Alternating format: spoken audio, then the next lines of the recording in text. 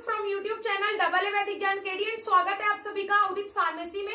Guys आज हम cover करने वाले हैं डी फार्मा फर्स्ट ईयर के इंपॉर्टेंट क्वेश्चंस। मींस मेनली आज मैं एक ही सब्जेक्ट कवर करूंगी, डी फार्मा फर्स्ट ईयर का फार्मास्यूटिक्स। ओके, तो फार्मास्यूटिक्स में कौन कौन से इंपॉर्टेंट क्वेश्चंस हैं, मैं आपको कुछ स्पेसिफिक और इंपॉर्टेंट क्वेश्चन बताऊंगी जिन्हें आप प्रिपेयर करके बहुत अच्छे मार्क्स गेन कर सकते हैं। और अगर मैं बात करूं 90% आपको क्वेश्चन पेपर में इन्हीं क्वेश्चन से एग्जाम मिलेगा।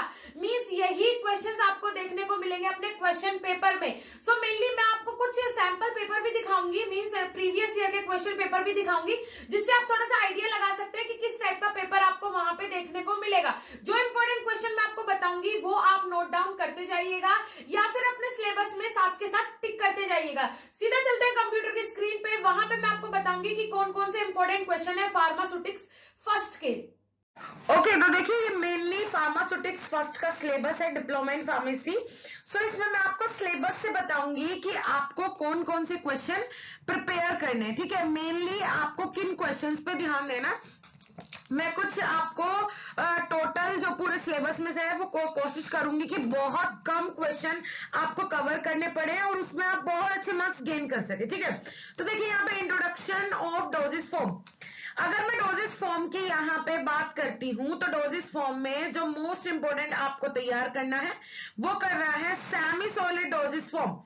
ठीक है, डोजेज फॉर्म से एक क्वेश्चन 100% आता है, इंपॉर्टेंट ये टॉपिक है डोजेज फॉर्म। एक क्वेश्चन जरूर आएगा इससे, लेकिन जो मेनली मैं आपको सजेस्ट करूंगी वो करूंगी सेमी सॉलिड डोजेज फॉर्म।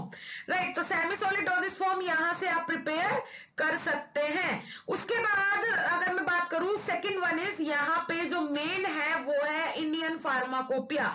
सो मेरे कहने से आप इंट्रोडक्शन टू डोजेज फॉर्म जो ये फर्स्ट टॉपिक है, इससे आपके दो क्वेश्चन आपको एग्जाम में रखे हुए मिलेंगे। एक डोजेज फॉर्म से, मेनली मैंने बोला है सेमी सॉलिड डोजेज फॉर्म, क्योंकि mostly semi solid dosage form ही एग्जाम में पूछा जाता है। उसके बाद आपको प्रिपेयर करना है इंडियन फार्माकोपिया। इंडियन फार्माकोपिया भी एक इंपॉर्टेंट टर्म है और बहुत मोस्ट इंपॉर्टेंट क्वेश्चन है। नेक्स्ट अगर मैं बात करूं मेट्रोलॉजी, मेट्रोलॉजी भी इंपॉर्टेंट है क्योंकि इसमें कैलकुलेशंस आ जाती हैं, तो कैलकुलेशन का एक न्यूमेरिकल आप प्रिपेयर कर लीजिएगा। नेक्स्ट अगर मैं बात करूं पैकेजिंग ऑफ फार्मास्यूटिकल्स, तो पैकेजिंग ऑफ फार्मास्यूटिकल्स में जैसे कि हो सकता है आपका क्वेश्चन बने कि एरोसोल्स की जो मतलब एरोसोल को डिफाइन कीजिए, क्योंकि एरोसोल एक इंपॉर्टेंट टर्म है। उसके बाद इसकी पैकेजिंग कैसे होती है ये आप डिसाइड कीजिए। ठीक है, उसके बाद अगर साइज रिडक्शन में अगर मैं बात करूं, साइज रिडक्शन में इंपॉर्टेंट है बाल मील और फ्लूइड एनर्जी मील।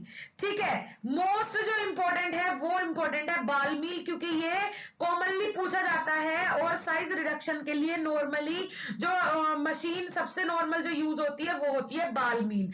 ठीक है, उसके बाद अगर मैं बात करूं साइज सेपरेशन की, तो साइज सेपरेशन में आप प्रिपेयर कर लीजिएगा साइक्लोन सेपरेटर।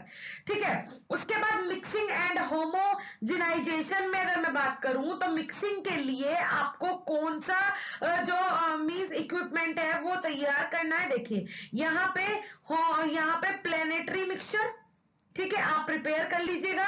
उसके बाद अगर मैं बात करूं यहाँ पे आपकी सिर्फ आप प्लेनेटरी मिक्सचर यहाँ पे प्रिपेयर कीजिएगा। और दो क्या होता है, मोस्टली जो मशीन्स होती हैं, जितने भी इक्विपमेंट्स होते हैं, इनमें क्या होता है, सिमिलर चीजें होती हैं, सिर्फ प्रिंसिपल चेंज हो जाता है, स्ट्रक्चर्स लगभग सबकी सेम रहती है। तो आप जब एक प्रिपेयर करें तो दूसरा जो मशीन है उसे उसके कंपेयर में प्रिपेयर करें। ठीक है, कि इसमें ये है तो उसमें ये नहीं है, उसमें ये मशीन ऐसे बनी है तो इसमें ऐसे बनी है। ठीक है, चीजें एक ही है, काम दोनों का एक है, लेकिन प्रिंसिपल पे किस पे काम करती है ये, और उसका जो बोल सकते हैं एडवांटेज और डिसएडवांटेज क्या है। उसके बाद क्लैरिफिकेशन ऑफ फिल्ट्रेशन। अब देखिए फिल्ट्रेशन के लिए क्या यूज होता है, यहाँ पे फिल्टर कैंडल, ठीक है, कैंडल फिल्टर यूज होता है, फिल्टर प्रेस भी यूज होता है। तो सबसे पहले तो फिल्ट्रेशन का आप तैयार कर लीजिएगा कि किस प्रिंसिपल पे ये काम करता है और इसकी थ्योरी क्या है। उसके बाद अगर मैं बात one is clarification of filter में मैंने आपको बताया फिल्टर प्रेस, और उसके बाद आप कैंडल फिल्टर यूज कर सकते हैं। उसके बाद नेक्स्ट है एक्सट्रैक्शन एंड ग्लैनिकल्स। अब देखिए एक्सट्रैक्शन एंड ग्लैनिकल्स में आपको प्रिपेयर करना है most important factor affecting evaporation study.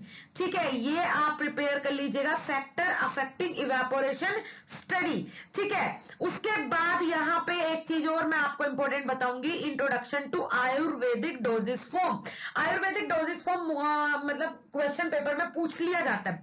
Next अगर मैं बात करूं डिस्टिलेशन, देखिए डिस्टिलेशन में, डिस्टिलेशन क्या होता है, डिस्टिलेशन प्रोसेस होती है जो आपके जैसे कि अल्कोहल और वाटर ले लिया, इनका जो बॉइलिंग पॉइंट है वो सेम होता है, तो ये ऐसे कंपाउंड्स को सेपरेट करने के लिए, अलग करने के लिए, निकालने के लिए डिस्टिलेशन प्रोसेस का यूज होता है। ठीक है, तो इसमें मेरी मान के आप प्रिपेयर कीजिएगा फ्रैक्शनल डिस्टिलेशन। ठीक है, फ्रैक्शनल डिस्टिलेशन इंपॉर्टेंट टर्म है, बिकॉज सिंपल डिस्टिलेशन अगर आप फ्रैक्शनल डिस्टिलेशन तैयार कर लेंगे तो सिंपल डिस्टिलेशन अगर आपको क्वेश्चन पेपर में पूछता है तो आप इजीली लिख सकते हैं। स्टीम डिस्टिलेशन, वैक्यूम डिस्टिलेशन सब एक दूसरे से कोरिलेट है, लेकिन आप तैयार कीजिएगा यहाँ पे फ्रैक्शनल डिस्टिलेशन।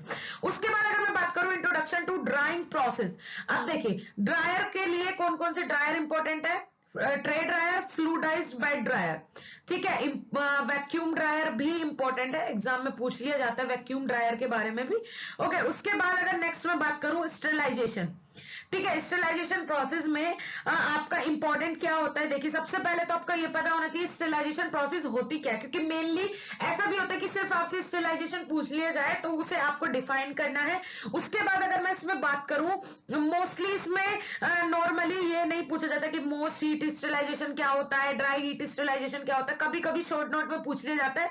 तो ये दोनों अगर आप स्टरलाइजेशन प्रिपेयर करें तो ये भी प्रिपेयर कर लीजिएगा, क्योंकि मोस्ट हीट स्टरलाइजेशन में एक इक्विपमेंट लिख दीजिए, ड्राई हीट में एक लिख दीजिए, मींस आपका स्टरलाइजेशन प्रोसेस जो है इससे क्वेश्चन आ ही जाता है, तो ये पूरा तैयार करना है। उसके बाद एसेप्टिक टेक्निक, स्टरलाइजेशन प्रिपेयर करेंगे तो एसेप्टिक टेक्निक उसी के अंदर आ जाता है। इसमें आपको मेनली एक दो मशीनरी देख लेनी है कि कौन सी आपको एसेप्टिक टेक्निक के लिए यूज होता है। मींस ये क्या होता है, स्टरलाइजेशन का मतलब free of microbe, aseptic technique मतलब ऐसी टेक्निक जो हम यूज करते हैं जिससे जैसे हम एरोसोल्स का प्रिपरेशन कर रहे हैं या फिर पेरेंटल प्रोडक्ट का प्रिपरेशन कर रहे हैं, तो वो कहाँ होता है, एसेप्टिक टेक्निक के द्वारा होता है, और स्टरलाइजेशन प्रोसेस वहां पे पूरी तरीके से फॉलो होती है।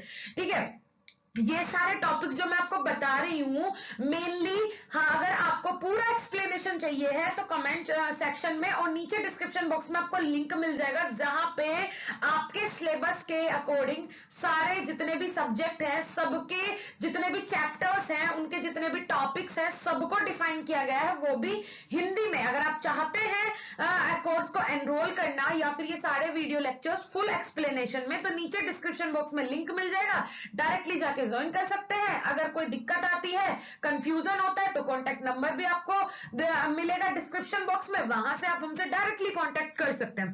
नेक्स्ट अगर मैं बात करूं यहाँ पे नेक्स्ट टॉपिक अपना दिया हुआ है processing of tablet. So mainly tablet important topic है, और टैबलेट और कैप्सूल में अगर कंपैरिजन करें तो दोनों ही इक्वल फॉर्म में आते हैं, टैबलेट एंड कैप्सूल। टैबलेट का क्वेश्चन भी पुटअप हो सकता है, कैप्सूल का भी हो सकता है, और मेनली इसके अंदर से ऐसा नहीं दिया जाता है कि टैबलेट के अंदर से कोई भी स्पेसिफिक टॉपिक दिया जाए। इसके अंदर जैसे जो आपको इंपॉर्टेंट लगता है, जैसे टैबलेट एक्सिपिएंट है, ये आप इंपॉर्टेंट तैयार कर लीजिएगा, क्लासिफिकेशन ऑफ टैबलेट होता है, उसके बाद टैबलेट का डिसइंटीग्रेशन और डिसोल्यूशन रेट तैयार कर लीजिएगा, टैबलेट शुगर कोटिंग क्या होता है, ये मेनली पूछ लिया जाता है कभी कभी शॉर्ट नोट में। उसके बाद प्रोसेसिंग ऑफ कैप्सूल, कैप्सूल भी इंपॉर्टेंट टर्म है, जैसे कि क्वेश्चन पेपर का मैं आपको सैंपल साथ के साथ दिखाई रही हूं, उसमें आप देख सकते हैं कि कौन कौन से क्वेश्चन मैंने बताया, कौन कौन से क्वेश्चन एग्जाम में कभी कभी पूछे गए हैं। ठीक है, उसके बाद फिलिंग ऑफ कैप्सूल, ये आप प्रिपेयर कर लीजिएगा अपने चॉइस के अकॉर्डिंग, बट कैप्सूल प्रिपेयर कर लीजिएगा। उसके बाद study of immunological product, immunological product कभी कभी आ जाता है, पूछ लिया जाता है, जैसे वैक्सीन है, टॉक्सोइड्स है, और उनकी प्रिपरेशन। तो वैसे तो इंपॉर्टेंट क्वेश्चन होता है इम्यूनोलॉजिकल प्रोडक्ट्स, और इंटरेस्टिंग भी है, तो आप इन्हें प्रिपेयर कर सकते हैं।